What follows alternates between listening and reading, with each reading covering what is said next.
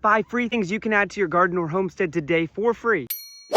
So you could just call around and get connected with a local arborist. That costs them money to dump this stuff. So you can be the dump spot for them and just have them dump it for free. Mulch is a great thing to add to your garden. It maintains moisture, brings in good bacteria. They would gladly drop it off to you.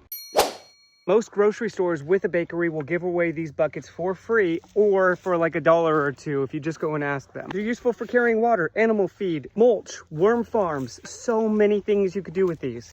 You can get yourself in contact with somebody like farm, but what I did was get in contact with a horse stable. I go pick up their horse manure and all the bedding, and I get this ready to be composted. I'm going to have a giant pile, and you can do the same thing. To be honest, I feel like everyone knows about getting pallets for free, but not everybody knows about their usefulness. We made our goat milking stand for free out of pallets. They could be used as is as fencing or structures.